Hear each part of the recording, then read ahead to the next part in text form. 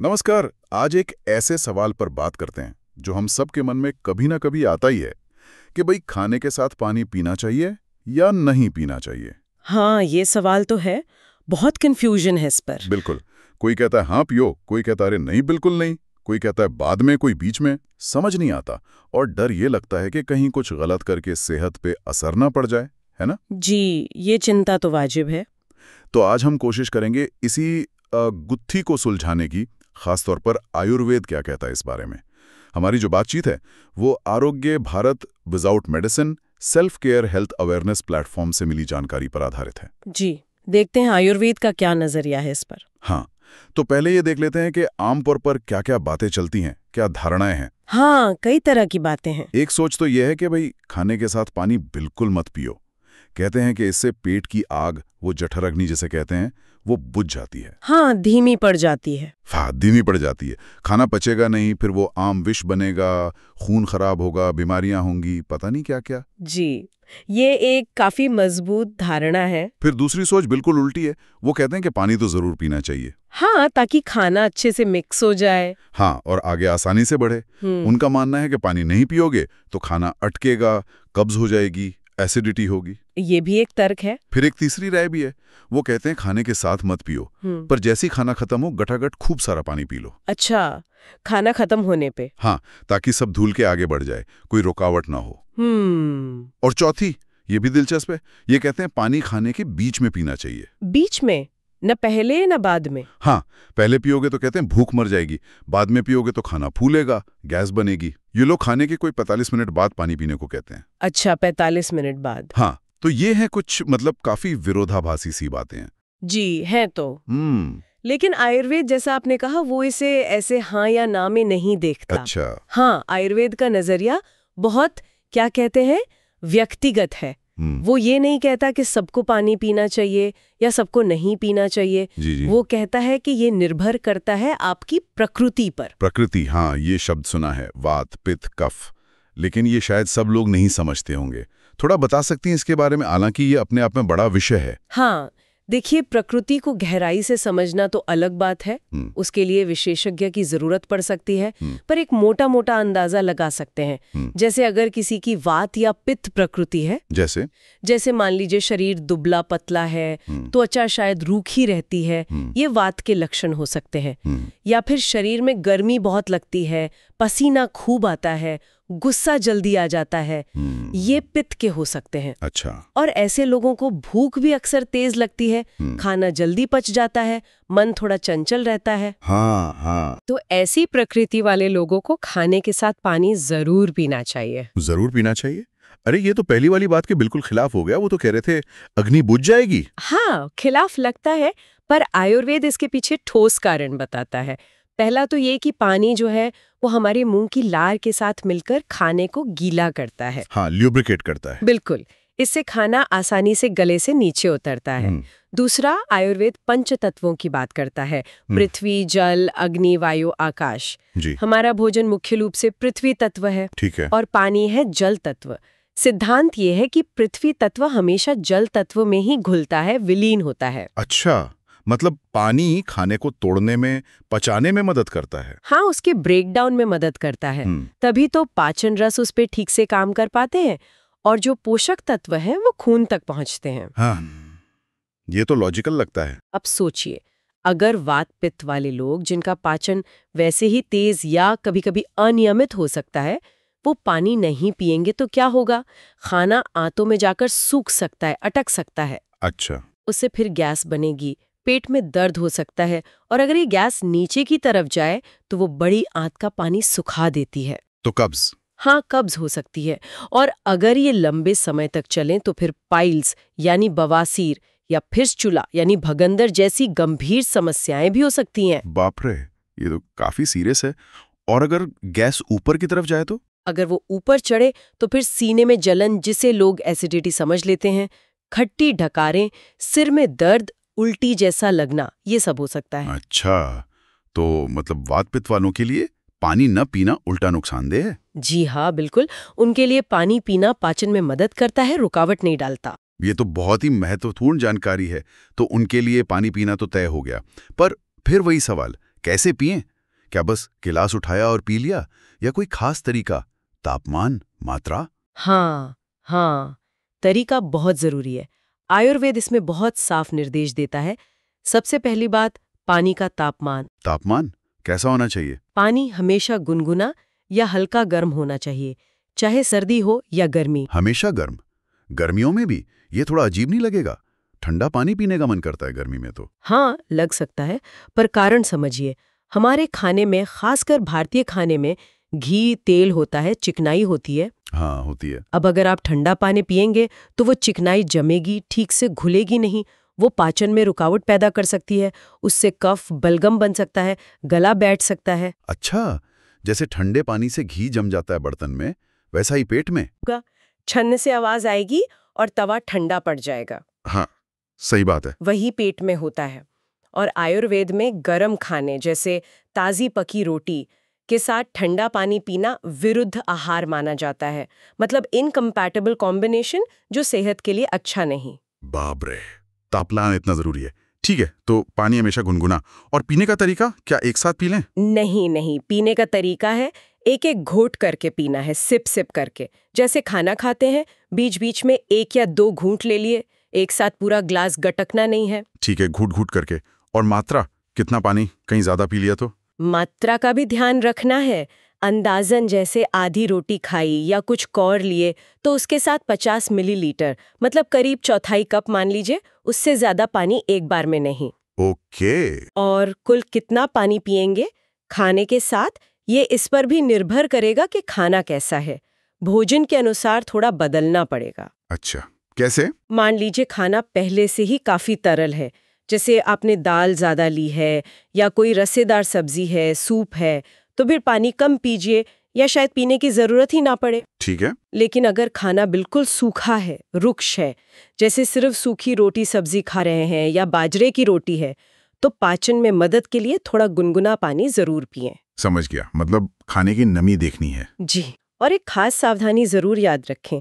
अगर कभी ऐसा खाना खा रहे हैं जो ठंडा भी है और चिकना भी है। ठंडा और चिकना जैसे मान लीजिए ठंडा दही वड़ा खा रहे हैं या कोई ठंडी तली हुई चीज, तो ऐसी चीज के साथ भूलकर भी नॉर्मल या ठंडा पानी नहीं पीना है।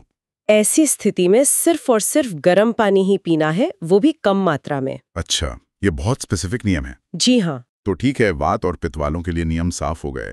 हमेशा गुनगुना पानी सिप सिप करके, थोड़ी मात्रा में, खाने के हिसाब से एडजस्ट करते हुए, और ठंडे चिकने खाने के साथ सिर्फ गर्म पानी। अगर कोई ये सब करे तो क्या फायदे होंगे? देखिए, सबसे बड़ा फायदा तो यही है कि उनकी जठर अग्नि ठीक रहेगी, मंद नहीं पड़ेगी, खाना ठीक से पचेगा। तो जो तुरंत होने वाली दिक्कतें हैं, गैस, कब्ज, एसिडिटी जैसी चीजें, उनसे बचाव होगा। पोषक तत्व शरीर को अच्छे से मिलेंगे। और लंबे समय में देखें तो जब पाचन ठीक रहता है ना, तो कई बीमारियां अपने आप दूर रहती हैं, जैसे बार बार सर्दी जुकाम होना, खांसी, दमा, अस्थमा की तरफ झुकाव, मोटापा, अपच से जुड़ी और भी बहुत सी समस्याएं।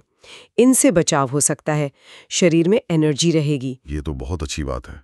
मतलब पाचन ठीक तो सब ठीक वाली बात है। बिल्कुल, आयुर्वेद में तो पाचन को ही स्वास्थ्य का आधार माना गया है। चलिए, ये तो हुई वात और पित्त की बात।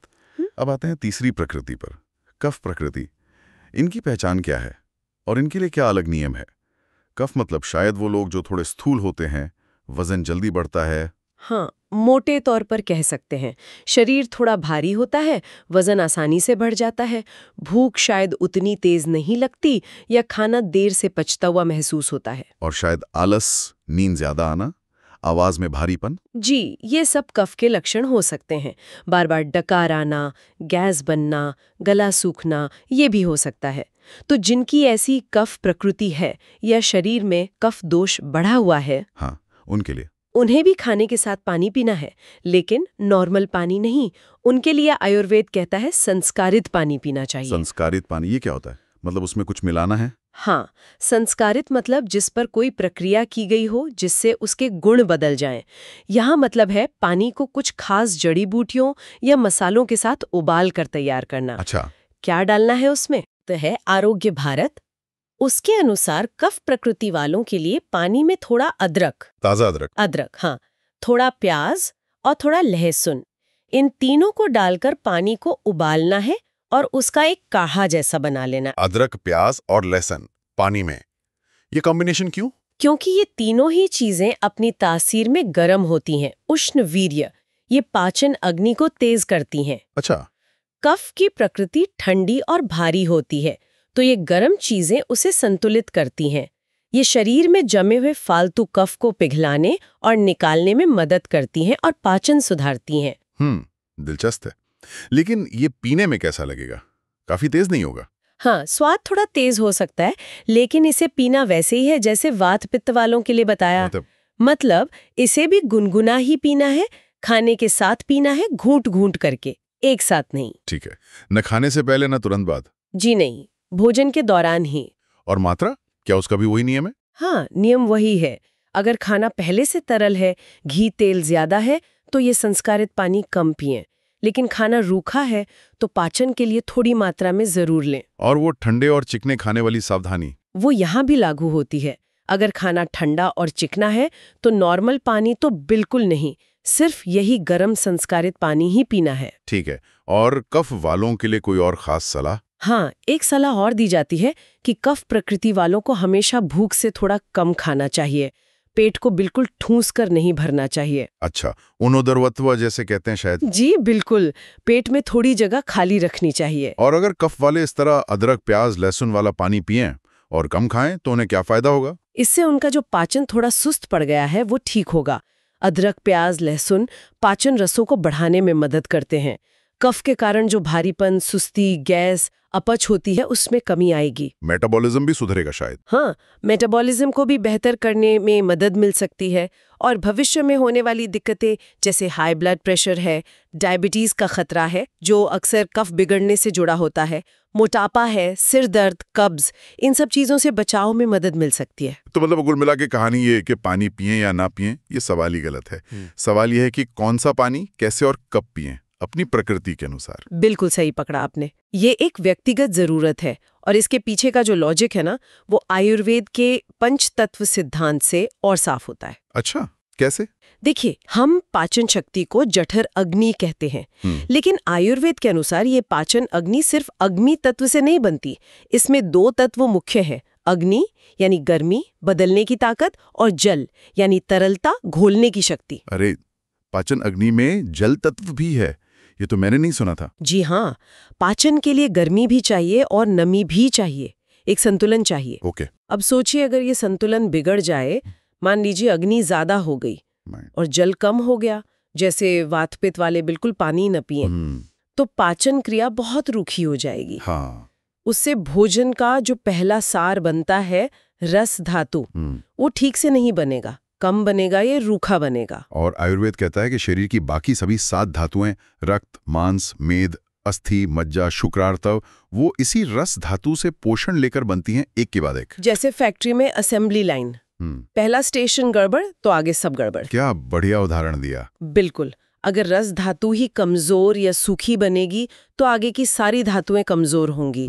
इसी से दुबलापन आता है, खून की कमी, एनीमिया होती है, लो ब्लड प्रेशर हो सकता है, पेट में गैस बनती है। समझ गया। और इसका उल्टा सोचिए, अगर जल तत्व ज्यादा हो जाए, जैसे खाने के साथ या तुरंत बाद बहुत सारा ठंडा पानी पी लिया, तो वो अग्नि को दबा देगा, पाचन अग्नि मंद पड़ जाएगी। हाँ, बुझ सी जाएगी। हाँ, खाना ठीक से पचेगा नहीं, वो अंदर पड़ा पड़ा सड़ने लगेगा।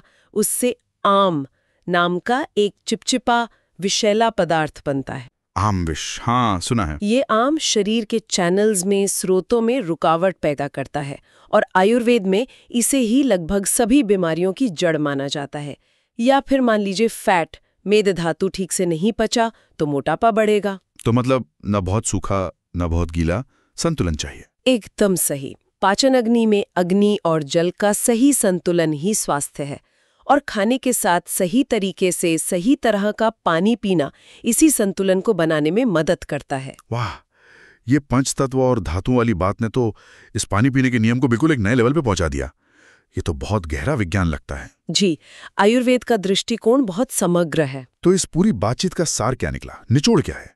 खाने के साथ पानी, हाँ या ना? निचोड़ ये है कि सामान्यतः हाँ, पीना चाहिए, लेकिन बहुत सोच समझकर।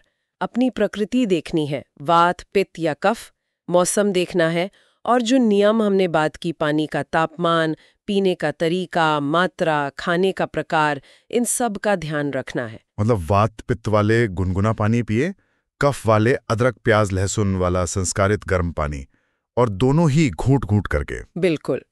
और ये सारी जानकारी, जैसा हमने कहा, आरोग्य Bharat without medicine self care health awareness platform के आयुर्वेदिक दृष्टिकोण पर आधारित है।